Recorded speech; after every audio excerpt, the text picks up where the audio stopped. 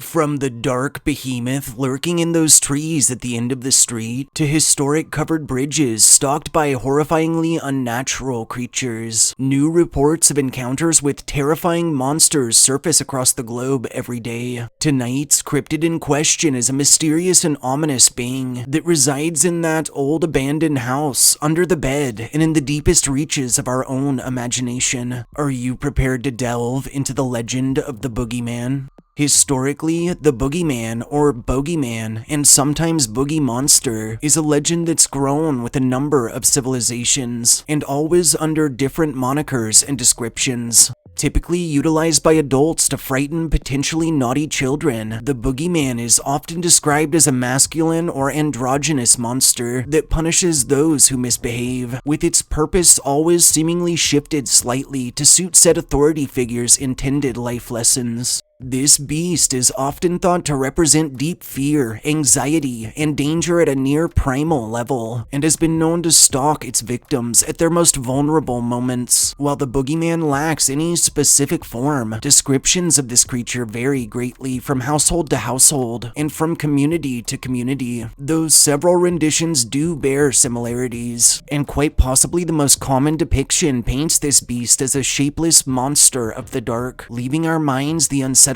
task of conjuring terrifying imagery of its likeness. Many bogies are characterized as spiritual manifestations that wield claws, talons, and sharp teeth, and most bear traits that are animalistic in nature, with features such as horns, hooves, and even insect-like appendages, while others are detailed as shapeless masses or shadowy forms that lurk beneath beds, within closets, or in other dark places around the house, waiting for residents to fall into slumber. In some cultures, much like Zwarte Piet or Krampus, the Boogeyman carried with it a sack that it would fill with disobedient or evil children, who it would later force to work as slaves, or even serve up as meals. When considering personalities of different boogie monsters, generally 3 categories are recognized. The first being a bogey that punishes misbehaving children by way of fright, the second being a bogey more prone to violence and to stealing younglings, and a third that, strangely, is there to protect the innocent and to punish the guilty. For instance, the Wewe Grombol of Indonesian culture is the vengeful spirit of a woman that's been known to take children from bad parents and keep them safe until said parents redeem themselves. While exact roots of Boogeyman legends are hard to source, in theory, some psychologists have suggested its creation stems back to prehistoric times, to when wandering away from larger groups could have meant death, and to when the unimaginable lurked just beyond the fire's light. Others suggest a relationship to boogeymen, a term from the 14th century when, during the Black Death, men would travel from house to house at night, gathering the bodies of the dead. These men themselves were often sickly, leading to gaunt features and sunken eyes.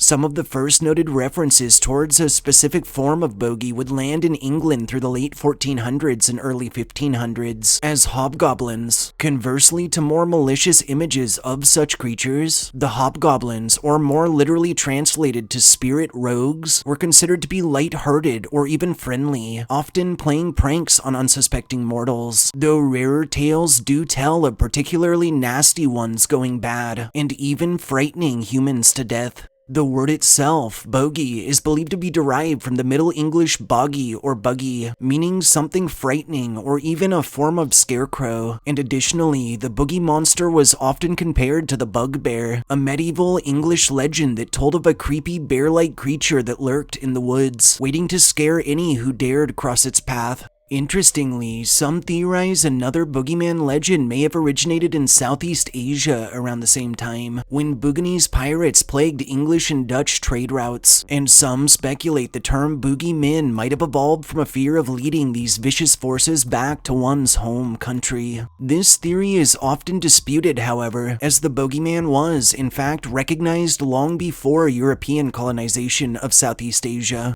Through the 17th century, a Spanish lullaby would grow in popularity, singing warnings that if children didn't obey their parents, El Coco would come for them, and this legend has persisted in Hispanic culture up into the present. The legend of Bokenriders, or Buckriders, ghostly thieves who rode atop flying goats, would form in the Netherlands, Belgium, and in Germany through the 18th century, and were perpetuated by actual bands of rogues and thieves who desired to paralyze local farming communities in fear. Finally, the Baba Yaga, a tale popular in Slavic folklore, was first referred to in a Russian grammar book in 1755, and was described as a witch with a strong connection to the forest and with nature. In pop culture, the name Boogeyman has traded hands a number of times. Hamilton Howard Albert Fish was an American serial killer that held a number of monikers, one of which was the Boogeyman. Fish was executed in 1936 with a known body count of around 100 victims, though many claim there were more, and his heinous crimes were dramatized in the 2007 production The Gray Man. In March of 1973, horror icon Stephen King would release a short story called The Boogeyman in the magazine The Cavalier, which would later be added to his 1978 collection Night Shift. The Boogeyman, or in the UK, The Bogeyman, was a popular horror flick released in 1980. In the 1998 Powerpuff Girls episode titled Boogie Frights, the Boogeyman was depicted as a creature that lived for disco, that was attempting to lead the town into a permanent darkness. And in the 1999 Disney production of Don't Look Under the Bed, the Boogeyman acts as the primary antagonist. In 2005, WWE would welcome a new wrestler by the name of Martin the Boogeyman Wright, and in the 2012 production of Rise of the Guardians, the film's primary villain, Pitch Black, acts as the movie's interpretation of the Boogeyman. Finally, in the 8th installment of the Silent Hill video game franchise, being Downpour, developed by Vatra Games and published by Konami in 2012, the Boogeyman makes several chilling appearances, and was also featured in a spin-off released later the same year, titled Book of Memories.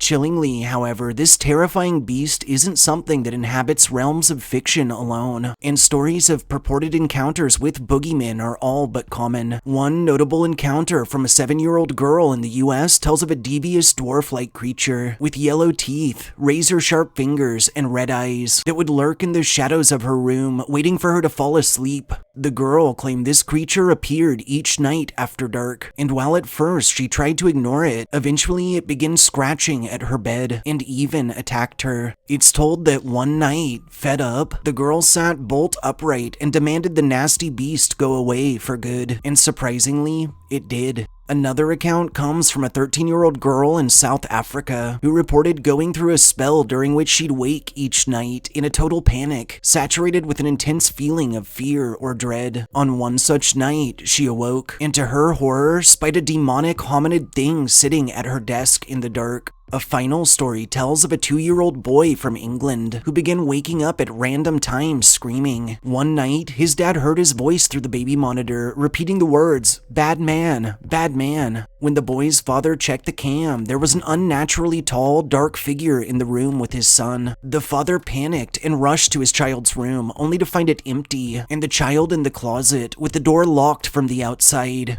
On a closing note, this hair-raising creature is said to be summoned by fear, guilt, laziness, disobedience, and other negative actions or emotions. Incidentally, the best defenses against this beastie are a true belief in oneself, and a really bright flashlight, as some claim the abomination can't stand in anything other than total darkness. And while we all want to believe this wicked thing is nothing more than a creation of our imaginations, perhaps the best policy for all of us is to stop living in fear, for us to face our demons, treat each other kindly, and build a better world, lest we incur the wrath of the dreaded Boogeyman. Thanks for joining us in exploring the origins behind the Boogeyman. If you enjoyed hearing our histories and ghost stories, don't forget to subscribe to our channel and turn notifications on. Throw us a like, and, most importantly, share us with anyone you feel could use a good scare. We'll catch you all next time.